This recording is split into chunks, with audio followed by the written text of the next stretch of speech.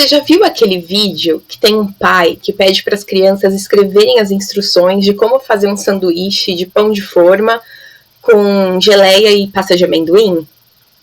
Se você ainda não viu, você vai encontrar aí várias versões desse vídeo pela internet, tá? Mas uma das versões que você vai encontrar fácil, em português, isso facilita bastante, é colocando o nome Como Ensinar Linguagem de Programação para uma Criança no YouTube.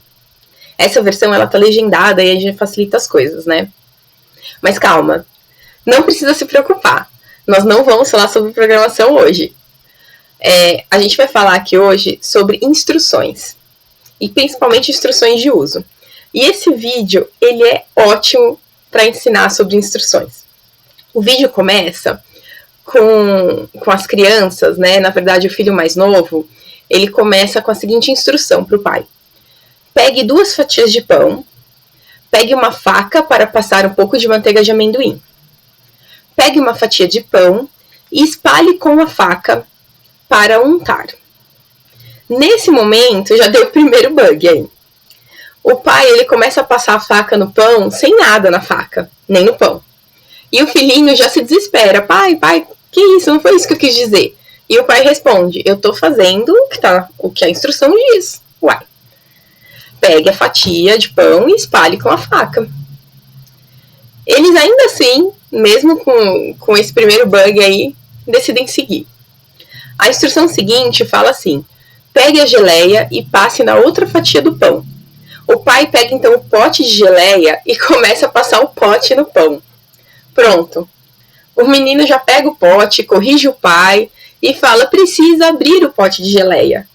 Mas na instrução não estava falando isso. Depois do menino, vem a filha deles, né? Vem a filha. E ela faz a tentativa dela. E depois disso, são 5 minutos de vídeo com várias tentativas deles de passar as instruções para o pai para fazer o sanduíche. Gente, ver as reações das crianças é sensacional, é hilário. O pai, ele sempre faz alguma coisa diferente do que a criança imaginava quando ela escreveu aquilo, mas ainda assim coerente com as instruções.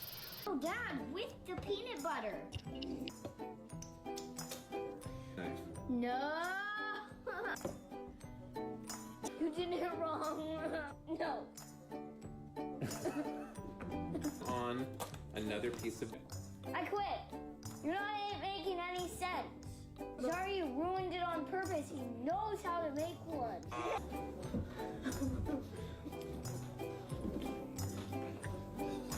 Desde que eu assisto esse vídeo, eu consigo me reconhecer nesses dois lados. Tanto no papel de quem já escreveu instruções que não são seguidas, quanto no papel de quem recebeu as instruções que aparentemente não estavam tão claras. É muito difícil, né? Mas não dá pra gente achar que tudo que é óbvio para todo mundo.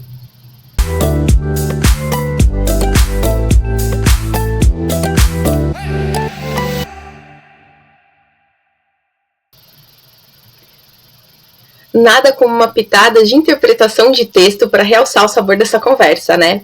Meu nome é Ana Bandeira e você está num QD, o podcast para falar sobre qualidade com uma pitadinha de leveza e de humor. A palavra de hoje é qualquer. Qualquer é um pronome que tem 2 definições no dicionário que eu procurei. Uma delas é usado para designar pessoa ou coisa sem especificação, como na frase, qualquer ajuda sua será bem-vinda.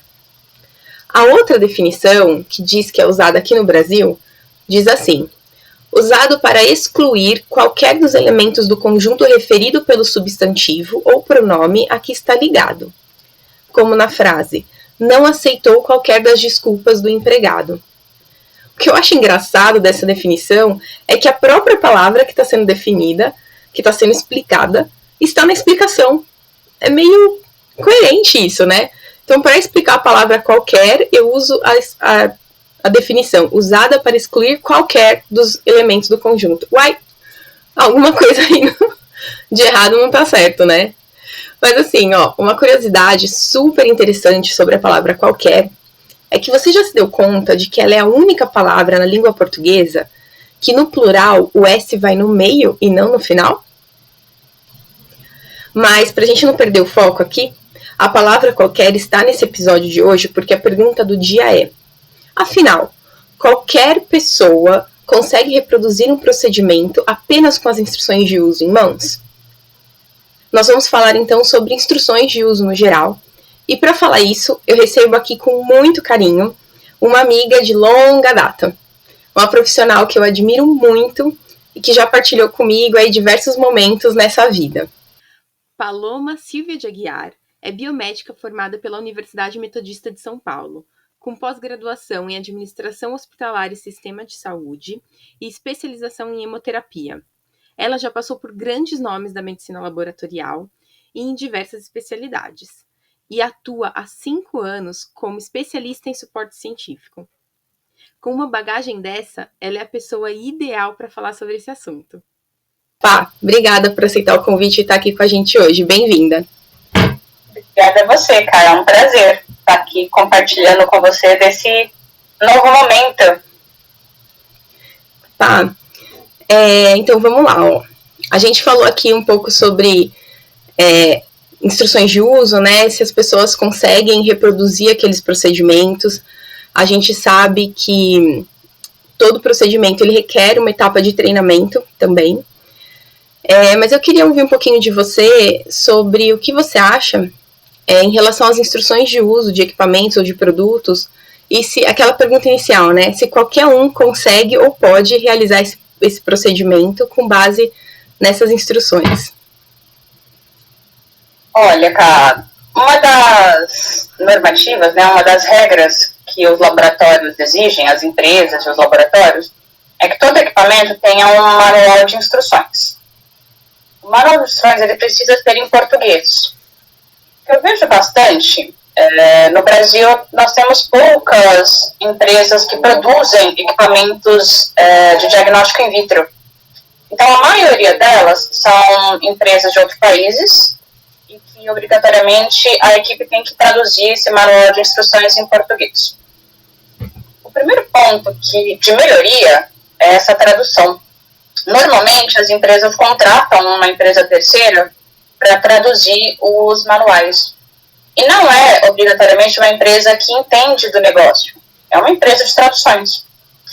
Então, eu vejo com frequência umas traduções absurdas, que são, por exemplo, uma palavra que foi traduzida ao pé da letra. Por exemplo, sampler. E a gente até usa sampler em inglês mesmo, não tem problema. Mas aí eles traduzem amostrador. E aí chega até a dar uma doidinha, né? Ou então, uma coisa que acontece bastante também. Você coloca uma tradução e vai para português de Portugal. Então tem várias palavras no manual de instruções do equipamento que não se aplica ao Brasil. Então, primeiro, trabalhar com esse manual. O manual ele precisa ser fácil do operador utilizá-lo. Tem que ter palavras simples, instruções simples. Se for possível, eu entendo a dificuldade da empresa, mas se for possível que uma empresa especializada, sabe, tá aí uma ideia de um novo negócio.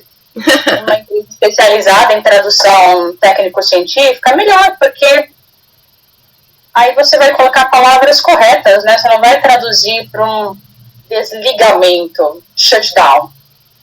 Então é bem complicado. A segunda parte, o usuário tem que ter em mãos esse manual de instruções e toda a instalação, depois de toda a instalação de equipamento, precisa ser feito um treinamento. Então tem um assessor científico que faz um treinamento de acordo com o que o cliente precisa, o perfil do cliente, o número de funcionários que ele precisa, a carga horária, para explicar passo a passo como utilizar o equipamento. Então não é simplesmente, não é um refrigerador que você comprou, veio uma empresa, instala na sua casa, você lê o manual ou nem lê o manual e começa a utilizá-lo da forma que você precisa. É um equipamento delicado que exige técnicas específicas. Então esse treinamento é muito importante para o usuário entender como operar. Muitas vezes eu recebo ligações de clientes que não entenderam corretamente o treinamento ou não consultaram o manual e aí executam uma técnica, um procedimento incorretamente, exatamente por isso. Então, faltou o que de qualidade, né? Faltou essa partezinha que é importante, que você opere corretamente o equipamento. Para você ter um bom resultado, um bom desempenho do seu equipamento, o analista, a pessoa que opera, o técnico, ele precisa operar corretamente. Então, para isso tem que ter treinamento, número 1, e consultar um manual de instruções. Isso é muito importante. Lá tem tudo que você precisar tem no manual. E às vezes as pessoas não consultam. Sim, é muito comum isso, né? Isso me fez lembrar de algumas situações, assim. É até engraçado, né? Eu lembro que quando eu fui treinar para fazer fiche na citogenética, lembra de fiche?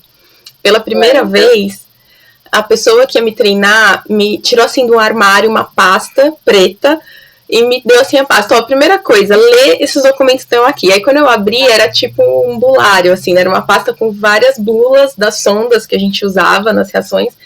E eu lembro que, assim, eu não entendi nada do que estava escrito, porque era a primeira vez, eu nem sabia direito como funcionava o exame, o teste.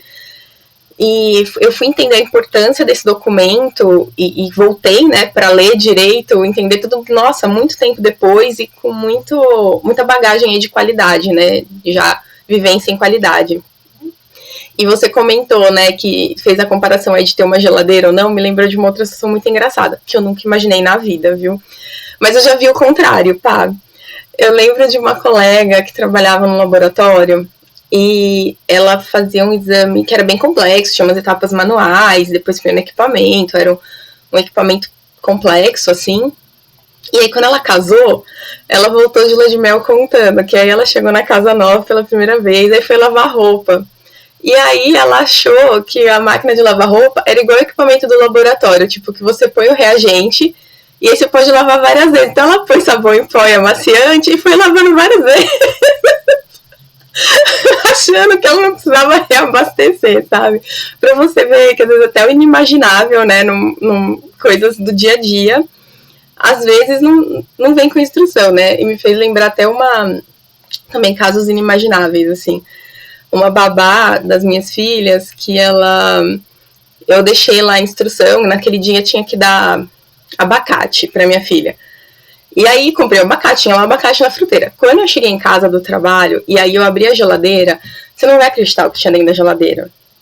Tinha um abacate cortado no meio, né, porque era grande, assim, ia sobrar. Mas, além do abacate, a semente do abacate estava cortada ao meio. A pessoa achou que ela tinha que cortar a semente, inclusive. Eu falei, gente... Ela deu a semente para suas filhas? Não, ela não deu a semente, mas eu imagino o trabalho que deu para ela cortar a semente do abacate, sabe? Por que ela achou que ela tinha que cortar a semente ao meio também? Não entendo, sabe? Mas enfim. Então, assim, para você ver, assim, não é... Pode parecer que é óbvio, mas às vezes não é óbvio. E como você comentou, são equipamentos muito complexos, delicados dentro do laboratório. Então não dá para trabalhar com óbvio, né? Tem que ter treinamento, tem que ter a leitura de todos os documentos. O próprio laboratório tem que ter cuidado com a sua reprodução daquele documento, né? Como você falou, em português, isso é muito importante. A gente vai pelos laboratórios por aí, a gente vê que tem muita gente que tem manual lá, mas tudo em inglês. Então, na hora de um problema, ninguém vai conseguir usar aquele material para resolver, né? E você falou do ponto de treinamento, também me lembrou um outro caso. É um podcast pra gente falar de qualidade com humor, né? Então, só os causos aqui.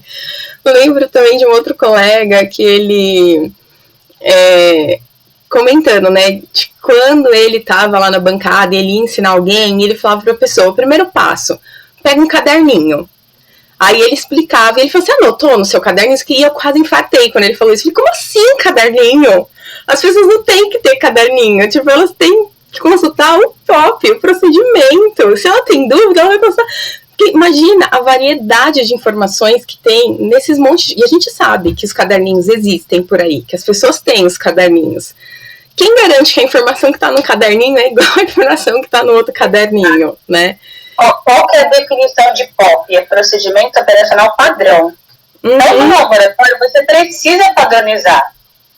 É importantíssimo. Até as funções que não são padrão, algo que é muito humano, por exemplo, você identificar, e o analista identificar o cariótipo, né? O analista identificar as células, fazer a contagem das células no microscópio, seja de urina, seja de sangue, qual que é a amostra. Todo mundo procura padrão. Você precisa padronizar os seus analistas. É legal o caderninho, eu entendo também, né? Porque o caderninho você vai explicar ele do seu jeito, mas o objetivo é você padronizar, não pode ser do seu, cada um de um jeito. Ah, eu sou a favor de que se tiver caderninho, tem que ter uma auditoria para ver se todos os caderninhos estão iguais. É verdade. Quando eu sou treinada, Carol, normalmente eu falo assim, primeiro porque a minha memória é limitada, né? Uhum. Eu falo que minha memória é de elefante morto. Então não adianta eu focar em escrever, por exemplo. Eu preciso focar em alguma coisa. Então eu falo pra pessoa, eu não vou anotar agora. Depois você vai repetir, eu vou anotar. Uhum. Mas agora você vai falar e eu vou prestar atenção no que você tá falando. Depois, se eu tiver dúvida, aí eu anoto, porque eu não consigo fazer as duas coisas ao mesmo tempo. Anotar e prestar atenção. Eu perco. Uma coisa eu vou perder. São os perigos, né, de tudo isso que a gente está conversando e onde pode ter os gaps aí, né? E aí, eu queria também ouvir um pouquinho de você, como você acha que as instituições, né, os laboratórios, hospitais, enfim, todas as instituições que estão aqui no nosso nicho, podem fazer melhor uso desses documentos que os fornecedores disponibilizam, né, de forma a minimizar esses gaps, essas chances de erro e também diminuir o tempo de resolução de algum problema, né? Você tem alguma orientação, alguma dica? Manual de instruções é importantíssimo. Todos os equipamentos, todos os reagentes, todas as técnicas têm um manual de instrução. Tem que ter no laboratório, porque você precisou, é exatamente isso, você não vai olhar na internet, você não precisa ligar lá no serviço de atendimento ao cliente da empresa. O mais fácil é você consultar o manual. Algo que pode ser, que eu acho bem prático, que acontece em alguns locais, você ter um guia rápido, sabe? Uma coisa mais resumida, porque realmente eu entendo a dificuldade de você pegar um manual. Eu já peguei manuais de instrumentos, de equipamentos, que são bíblias. É difícil você pegar e consultar ali a Bíblia. Então, talvez esses resumos, esses guias rápidos, eles podem auxiliar o analista quando ele precisa. Então, algo que seja mais pontual, por exemplo, para executar este procedimento, passo a passo. Uma lista dos erros mais comuns do equipamento. E aí aconteceu, fica mais prático, é uma coisa mais tátil de você utilizar. Uhum. Como se Ótimo. fosse um top, né? Pode ser um procedimento operacional padrão, mas do equipamento. Algo mais específico do equipamento. Não, excelente essa dica. E eu acho que, assim, como você comentou, os erros mais comuns de acontecer, isso é super fácil de pegar, e eu acho que o pessoal da assessoria de qualquer empresa ajuda nesse sentido. Você pode pegar um log lá do último mês, dos últimos 3 meses, e lá você vai conseguir ver o que aparece com mais frequência, né? É tranquilo. E, isso que a gente está falando aqui, né? Então, eu vejo a instrução de uso uma informação muito semelhante a como se fosse uma receita de bolo, né? Então, a organização dela, normalmente, é inclusive assim, primeiro você põe os ingredientes, né, as partes, então, se é um equipamento, vão ter os componentes, se é um reagente, vai ter ali quais são os reagentes que fazem parte dele, e depois vem como que você vai fazer, né, como você vai executar essa receita. E essa receita de bolo, então, esses manuais, essas instruções, eles são o alicerce disso que a gente estava falando aqui, que é o trabalho padronizado, que é uma coisa fundamental para o nível de qualidade que a empresa quer. As pessoas, pela experiência que eu tenho, normalmente acham que qualidade é um assunto ali exclusivo de um certo grupo de pessoas dentro do laboratório, né? Assim, as pessoas responsáveis pela qualidade. Então, essa mudança de cultura é bem difícil. Você acha que essa visão separada e o não entendimento de que eu executar o meu trabalho da forma como está padronizada, né, ela pode ser reforçada pela falta desse assunto qualidade nos cursos de graduação, na galera que está entrando no mercado de trabalho. Como que você vê essa questão de seguir as orientações versus essa noção de qualidade? Sim, importantíssimo. Eu me incluo nesse grupo, porque quando você me chamou para participar, eu pensei, mas cara, o que eu vou falar de qualidade? Se eu não trabalho com qualidade? E aí você me falou, mas claro que você trabalha. E aí eu pensei, putz, é mesmo. E aí eu parei para pensar, realmente, olha, você trabalhar, o que eu posso fazer de qualidade no que eu faço hoje, sabe? O que exige de qualidade? E é isso, é o simples que muitas pessoas já fazem, já está no perfil profissional de cada um, então pode melhorar, claro, pode ser que não leu o manual de instruções, que às vezes pula alguma etapa, mas que exige, né, da sua postura profissional exercer a qualidade no seu dia a dia. Outras precisam ser alertadas de que isso é importante. Acho que a parte interessante do mundo é que as pessoas são diferentes, né? Então, sim, precisa reforçar, sim, porque às vezes as pessoas fazem coisas incorretas, coisas que podem... E na nossa área é muito complicado, porque o incorreto na nossa área, a gente pode alterar um diagnóstico, modificar uma medicação, um tratamento do paciente, a perspectiva. Imagina você dar um diagnóstico incorreto, você fala para a pessoa que ela tem ou não tem alguma patologia.